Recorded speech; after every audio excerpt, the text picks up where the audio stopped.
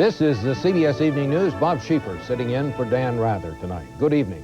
The situation in Colombia has become even more dangerous over the last few hours. Medellin, the Colombian city where most of the drug trade is centered, was put under a curfew tonight because the mayor says another series of bombings has left its residents corralled by fear. Although officials in Washington won't confirm it, one wire service says the State Department has told dependents of U.S. diplomats to leave the country. And again today, more Colombian judges resigned in the face of death threats. Mark Phillips is in Bogota and has our report. It's crunch time for Eduardo Martinez Romero and for the entire Colombian anti-drug cartel crackdown. He's being held incommunicado in this cell. Romero's extradition has been ordered by the Colombian cabinet and he has filed his appeal. The ruling on whether he will be sent to face U.S. justice has to come down by next Tuesday. Colombians may have grown used to the tension and fear of violence that are daily facts of life here, but they know that any extradition may well lead to a bloodbath surpassing even Colombia's brutal standards. If the country needed more assurance of that, it came in a report in a French newspaper in which cartel drug lord Pablo Escobar is quoted as saying from his jungle hideout that he has a strike force that can fight on for 2 years. As for being sent to the U.S., he says, we would rather die with our guns in our hands. There will be more deaths, Escobar continues. Always more deaths. I give the orders. In the war of words, the cartels have taken a carrot and stick approach. A peace offering from the patriarch of one of the cartel clans, recorded by a TV station that wants its identity concealed. Narcotraficantes están arrepentidos. The drug traffickers regret what's happened, he says. They want to negotiate. The response from the head of Colombia's security police. We did not look for this war, he says. They created this. If the coming battle takes place, these men are likely to be its first casualties. Colombian judges like Helmut Romero, who are really state prosecutors. 50 of them have already been killed by the cartels in the past 8 years. We are in the front line of the assassins, he says. Anytime they want to kill one of us, they can. Security for Colombia's judges is part of the U.S. aid package here, but none of that security has shown up on the ground yet. The judges' union has already struck once in protest. Its leader says unless they get protection, all judges will be extinct. More than 100 judges like Alvaro Medina Morena have recently quit after receiving threats. 3 more quit today. They called, he says. I answered. Quit or we'll kill your daughter, they said. He quit. But even with bodyguards, he still carries a gun. The bodyguards are not allowed to shoot first, he says. I will. In all, 270 judicial officials have been killed here in the past 8 years, including the Colombian equivalent of the U.S. Attorney General. If an extradition does take place, one judge said, we will take the lead. Mark Phillips, CBS News, Bogota. In this country, a verdict today in the New York trial of Leona Helmsley, the glitzy hotel owner who once bragged that paying taxes was something that only the little people did, was found guilty of tax evasion. Victoria Corderi reports. The self-proclaimed queen of the hotel business emerged from the federal courthouse convicted of tax evasion.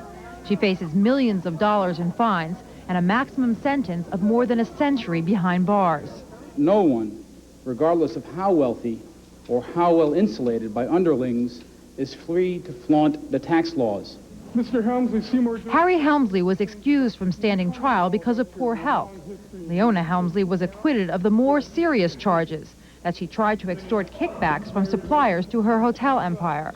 And everyone did their best and their honest to give the honest opinion, and we gave a very fair verdict. I own this, I own this. The Helmsleys own 200 buildings in New York, making them one of the city's wealthiest couples. Prosecutors charged that Leona and her billionaire husband Harry cheated on their taxes, taking $4 million from their New York hotels and spending it on extras for their lavish Connecticut estate, including a covered swimming pool and an elaborate outdoor sound system. One more complaint, I close you up. I asked for something, I did not get it from you, I want it. But it was Helmsley's personality and reputation with employees that made headlines. Former workers streamed onto the witness stand with horror stories about Christmas firings and Helmsley's failure to pay some of her bills. Even the housekeeper turned on her former boss, quoting Helmsley, "We don't pay taxes. The little people pay taxes." Big people and little people alike owe a duty to pay their taxes. Prosecutors won't say whether they'll recommend jail time for Helmsley. She will be sentenced in November. Leona, how do you feel about this? And the trials of the hotel queen are not over. She'll be back in court this fall facing charges of state tax evasion. Victoria Corderi, CBS News, New York. Bizarre developments today in the trial of television evangelist Jim Bakker. One witness who'd been scheduled to testify was hospitalized. Another collapsed on the stand during questioning, prompting defendant Bakker to drop to his knees in prayer. Bruce Hall now with all of that. A key government witness collapsed on the stand and was hospitalized today, setting off a series of emotional events that disrupted the fraud and conspiracy trial of Jim Bakker. Former PTL Vice President Steve Nelson was under intense cross-examination by Bakker's attorney when he slumped over in the witness chair. Juror Nancy Summey, a nurse, ran to his side as marshals lowered the unconscious Nelson to the floor. Then, at the urging of his lawyer, Jim Bakker also rushed forward, picking up Nelson's hand. Bakker bowed his head and prayed as officials called for an ambulance. He was praying, but I don't know what he was saying. I just heard the word Lord. Tonight, Nelson was released from the hospital after being treated for dehydration. Earlier in the day, the government's star witness, former PTL President Richard Dortch, also was hospitalized with chest pains. Doctors will not reveal his condition. Bakker supporters tonight are wondering if today's events are more than coincidental. I wouldn't say it was medical. I wouldn't say it's spiritual. But I will say that God is in control. Judge Robert Potter recessed the trial while attorneys try to decide what effect the possible loss of two key witnesses will have on the case, and if the emotional incidents inside the courtroom today will have any influence on the jury. Bruce Hall, CBS News, Charlotte.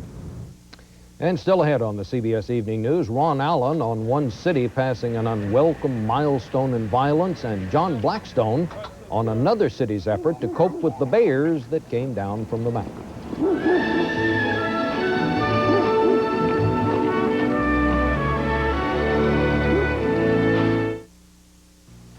You're up. I'm sleeping. You were walking. I was walking in my sleep. Have your coffee. And yours is darker than mine. Mine's decaffeinated Folgers crystals. Yours is the decaffeinated you always drink. Did you use the same amount? Yeah, watch. Mine's mountain grown Folgers. Nice aroma. A sip? Yeah. I thought I was the reason you're always so bright-eyed in the morning. Oh, you are. Decaffeinated Folgers crystals. So dark and rich, shouldn't you switch? Thousands of years ago, the world was introduced to a vehicle that could hold plenty of cargo and travel in some of the worst weather. This year, history repeats itself. The new four-wheel drive Subaru Legacy wagon. After thousands of years, man still can't improve the weather, only the way he travels through it. See your Subaru dealer for details on the special value lease program. It's Color Tile's Labor Day savings celebration. Save on every ceramic tile, no-wax vinyl tile, every Armstrong sheet vinyl, every in-stock wall covering. Plus, save on every square yard of DuPont Stainmaster carpet. Hurry, Labor Day savings end Monday at Color Tile. Now a great cherry taste comes to Maalox Strength. New Maalox Plus Cherry Cream Tablets with the medicine doctors recommend most and a cherry taste you'll love. New Maalox Plus Cherry Cream Tablets. Strong relief for all your Maalox moments. A convicted cocaine dealer has told authorities that he smoked crack with Washington, D.C. Mayor Marion Barry on several occasions last winter. That disclosure tonight, according to CBS television affiliate WUSA in Washington. The station says that convicted dealer Charles Lewis has agreed to cooperate with prosecutors in a perjury and drug trial next month. Mayor Barry has denied using cocaine, and a spokesman tonight stood by those earlier denials. The killings, meantime, go on in the nation's capital. The number of homicides is running well ahead of last year's record figure in spite of a highly publicized federal effort to cut down on drug-related violence. Ron Allen with that. An 18-year-old shot in the head while making a phone call about a mile from the Capitol is the 302nd murder victim in Washington this year. Two other young men were also killed just hours before. The murders were most likely drug-related. 4 months after drug czar William Bennett singled out Washington, D.C. as a high-intensity drug area and called for additional federal resources, the nation's capital is well on the way to a second straight year as America's murder capital. The drug enterprise is growing so quickly and competition is becoming so intense because drug dealers are convinced that the criminal justice system is rather irrelevant. Police have said the carnage is being caused by crack cocaine dealers fighting over turf and huge profits, a deadly process that began almost 2 years ago, but still hasn't settled down. I think that we can look forward to several more years of this, 3 or 4 more years, and I think that's really tragic and unfortunate. Washington police refused to be interviewed about the murder rate today. A spokesperson would only say, "We want officers out on the streets fighting crime, not counting victims." Police chiefs across the nation argue the problem can't be solved in their communities unless drugs are stopped at their source, in the fields of countries like Colombia. We need something for the broader picture, and that picture is the international narcotic trafficking. Colombia supplies most of the cocaine coming into the United States. Yesterday, their justice minister acknowledged the drug cartels in her country are contributing to the daily bloodshed on the streets of American cities. So this is a war. We must fight everyone. We are doing our part. We hope you can do yours. Just blocks away from where the president will deliver his drug message next week, many residents here in the nation's capital believe the violence is beyond the control of any authority. Ron Allen, CBS News, Washington. In another highly publicized case, 2 young white men were indicted on murder charges today in Brooklyn just 1 hour before funeral services for the black teenager they allegedly attacked. As many as 30 whites had reportedly confronted the victim and 3 of his friends. And today, resentment and anger mixed with expressions of sadness. Betsy Aaron reports. They buried 16-year-old Yousef Hawkins today, allegedly murdered by whites who thought he was dating a white woman.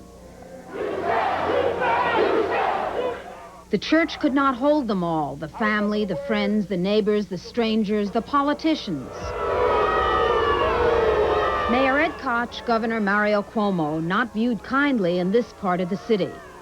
The killing happened in the midst of a very heated mayoral race, in a city increasingly divided along racial lines. And this is Bensonhurst, the white Brooklyn community where the murder took place. The people here are a proud group, and they're not wearing their tarnished image easily. We love this neighborhood. Our children were raised in this neighborhood. We're not animals. They are mostly Italian Americans living among their own. Close your eyes and it could be Italy. The sounds, the smells. Inside these well-manicured row houses, the children grow up. We just got to think that we're tough, you know, and show people that we're tough, you know what I mean? Just to keep other people away. How does a black woman feel in a neighborhood like this? Whenever I'm here, people just look at me like I'm from another planet, so I ignore that, you know. But they don't bother me, I don't bother them. We should lift up our heads high because we are good people in this neighborhood. That is what we must remember. A mass at the Church of St. Dominic, a congregation whose members talk with sadness of the killing. Bianco che nero, siamo tutti figli di Dio. She said, whether black or white, we're all God's child. A neighborhood is hurting here, so many angry at being blamed for the actions of so few. While in Bedford-Stuyvesant, there is also anger felt and encouraged. I want you to see the father and the mother. 1 week after the killing, police are still looking for Joseph Fama, the boy suspected of pulling the trigger. With all the years of civil rights progress in this country, with all the laws, with all the protections, more and more often there are outbursts of racism. I think it's still as bad in many ways as it was back in the 70s. I think we have come a long way, particularly in the South and certain parts of the country. But I think there are pockets of extreme racism that still exist in the United States that can be explosive. What better testament to that than today's burial of 16-year-old Yousef Hawkins? Betsy Aaron, CBS News, New York.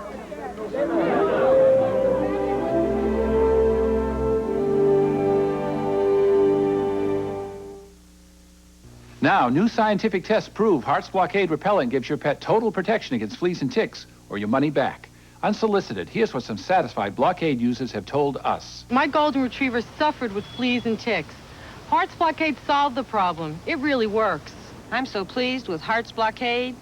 I have 3 dogs and 7 cats and raise basset hounds who have always had a flea problem until I use Blockade. It's terrific. Heart's Blockade, guaranteed flea and tick protection that really works. Attention shredded wheat eaters, you've been missing something. Taste, but no more. Kellogg's Squares brings you that superlative shredded wheat nutrition with no salt, no fat, no cholesterol. But wait, Kellogg's Squares gives you free in every bite. Taste. Sweet, delectable fruit in the middle. You might never eat plain old shredded wheat again. Kellogg's Squares, shredded wheat with taste. Free in every bite. And speaking of taste, now Squares have 35% more raisin. Great taste. Free. Crosswords and croissants mean Sunday breakfast at our house, complemented by the rich, fresh flavor of Sunsweet pitted prunes. Sunsweet, an 8-letter word that means delicious. Only one prune tastes unsweet. Are your teeth sensitive? Do they hurt? Sensodyne toothpaste can help stop the domino effect that can start with sensitivity. Then pain can make you stop brushing and can lead to tooth loss. Sensodyne toothpaste helps stop the pain and the domino effect. Congressional Democrats charged today that the Bush administration is operating on automatic pilot because 7 months into his term, they say the president has still not filled many top executive branch jobs. A spokesman for the administration accused the Democrats of playing politics with the numbers. Wyatt Andrews now with more from the summer White House in Kenny Bunkport. I like my job. I'm going to work hard for you. And thank you very, very much for this. As he told friends in Kennebunkport today, George Bush may like his job as president, but a group of liberal Democrats is questioning whether his administration has enough people to do that job well. The Democratic study of some 400 top policy positions concludes that President Bush doesn't even have nominees for 41% of those jobs. The count of absentees reaches 56% when it includes nominees awaiting confirmation by the Senate. I think it represents clear, benign neglect of the president in getting his administration going. According to the Democrats, Mr. Bush has his people in only 11 of the 22 top jobs at the Pentagon. At the Education Department of the Education President, it's 9 of 16. And at the Justice Department, one of the spearhead agencies for the new war on drugs, 24 positions available, 9 Bush appointees confirmed. This administration, for one thing, is out and active and highly successful. The White House charges the Democrats are playing with numbers to fire a political cheap shot. People such as the House Democrats are trying to make a partisan issue of this, that the facts don't stand with them. Yet it is clear there are tie-ups in a nominations process that includes long FBI background checks and tough pending rules on ethics. The Consumer Product Safety Commission delayed action on a baby crib recall, for example, because the president hasn't nominated a third commissioner. We can't do it without another commissioner. Despite that, not even the Democrats are claiming that the government's in gridlock, and implied in the White House's defense that all goes well is the idea that they might not really need the officials they don't yet have. Wyatt Andrews, CBS News, Kennebunkport.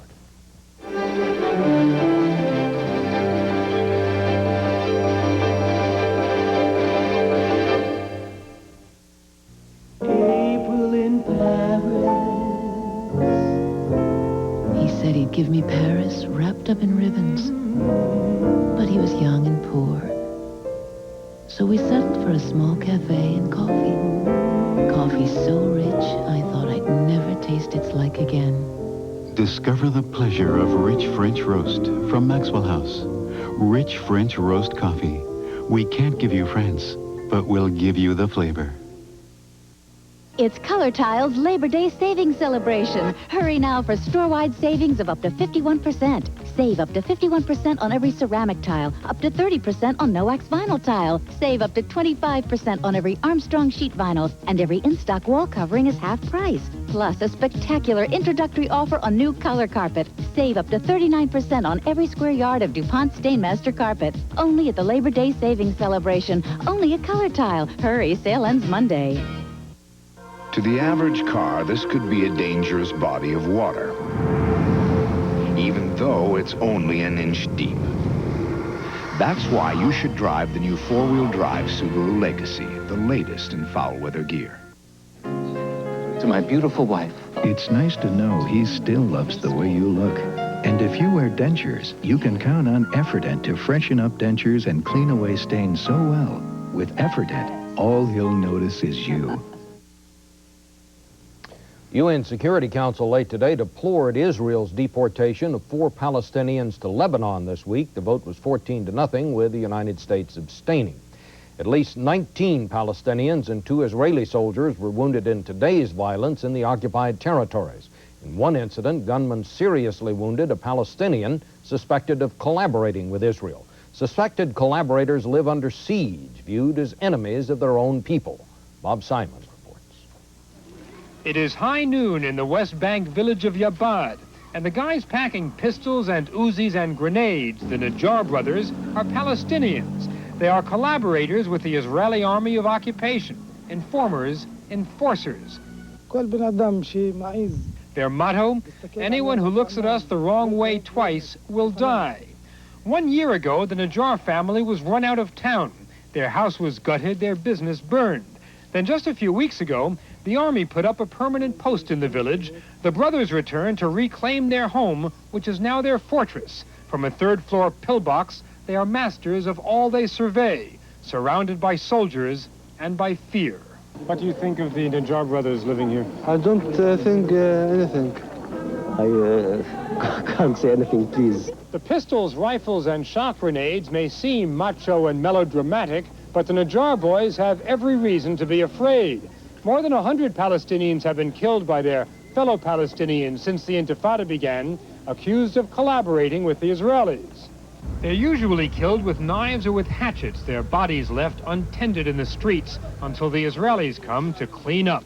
The pace of these killings has picked up recently as the Intifada has turned inwards, focusing less on fighting the Israelis, more on purifying the revolt. Usually the capital punishment will come from the leadership of the Palestinian people. It's understandable that the boys are feeling edgy. Our arrival seemed to make them uncomfortable. Tell him it's okay. Until our invitation had been confirmed. The collaborators are banding together in virtual militias to protect themselves, armed and supported by the Israelis because they do a job, intimidation and identification. Behind the smiles, Ali Najjar is asking, "Where's your brother? Heard he's behind all the trouble here."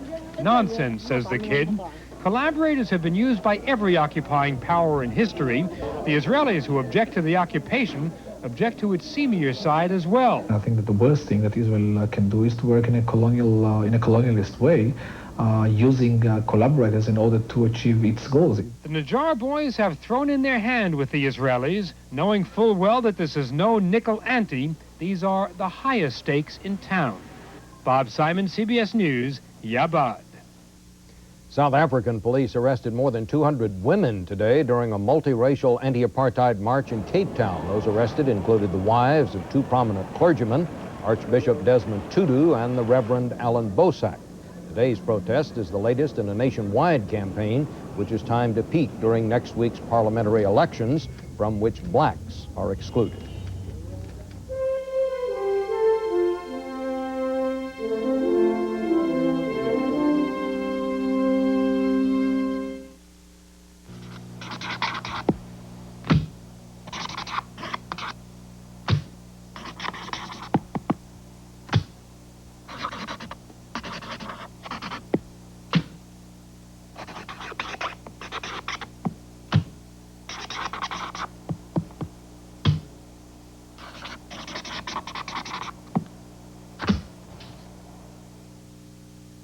When people count on you, count on Post-it brand notes. Now Red Lobster tempts you like never before with king crab legs. Sweet snow crab. Luscious Dungeness. It's our Crab Lovers Festival, starting at an incredible $6.95. Give in to temptation. 8 great crab and seafood platters you'll love, starting at just $6.95. The Crab Lovers Festival, now at Red Lobster. And kids get shrimp, a complete meal, just $1.95. When my minor arthritis pain acts up, even little things are a big effort. But I don't take aspirin anymore. I take Advil. Advil gives me hours of relief from arthritis pain, and it's gentler to my stomach than aspirin. Advil, advanced medicine for pain. When the time strikes for a little late-night snack, reach for the fresh taste of Sunsweet pitted prunes. Delightfully sweet way to say good night. Only one prune tastes unsweet. Well, it's not the dog days of August they're talking about in Albuquerque, it's the bear days. And what's so puzzling is why black bears, which usually try to avoid human company, keep turning up in the big city. John Blackstone reports.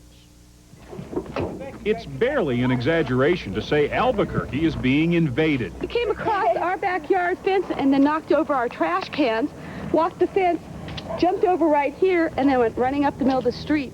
At times like this, who are you going to call? The Albuquerque Bear Patrol. I thought it was an odd-looking big dog. And I looked out the window and I go, oh my God, it's a bear. If it's a bear, go ahead and give us a call. State game officials have been called 18 times. 18 black bears spotted in the city in little more than 2 weeks. This one stopped running and started stumbling soon after it was shot with a tranquilizing dart. 3 of the bears have been hit by cars and killed, but most have been captured and then taken back to the wild. What do you guys think about all this? Albuquerque's bear problem starts above the city in the Sandia Mountains. I'm looking for acorns. It should still be on the trees. The things bears eat are hard to find now because of the drought. Bear experts say it's happened just when bears need to eat most. We haven't found any acorns yet at all. They've got to put all their fat for hibernation on between now and about the 1st of November. The first hungry bear to wander into Albuquerque was a cub too young to take care of itself. It was taken to the zoo. Then what's believed to be the cub's mother showed up and wound up Albuquerque's bad news bear. She was hit by a tranquilizer dart at the top of a utility pole and had a spectacular fall, getting a 7,200-volt shock on the way down. Her legs were badly burned, but her doctors say she's one tough bear. It's really been remarkable, the healing. I'd say this is one of the best patients we've ever had. Other invading bears have been luckier. The next time a bear went up a pole, the power was turned off and neighbors made certain any landing would be a soft one. Bears and people are running into each other in unusual numbers throughout New Mexico and in other parts of the West. With the continuing food shortage, experts say this will go on until hibernation. The eagle's gonna come down and swoop on him and take him away and put him in the mountains. The way people view these encounters, it's the bears who are where they shouldn't be. The bears, however, might have a different view. The bears are doing what they've always done. They're not doing anything different. It's the people that have changed. We have built houses here. We've built streets and roads. Albuquerque is growing, the suburbs creeping up into bear territory. What seems like an invasion of bears may in fact be an invasion of people. John Blackstone, CBS News, Albuquerque. And that's the news. Bob Schieffer, CBS News in New York, sitting in tonight for Dan Rather. Good night.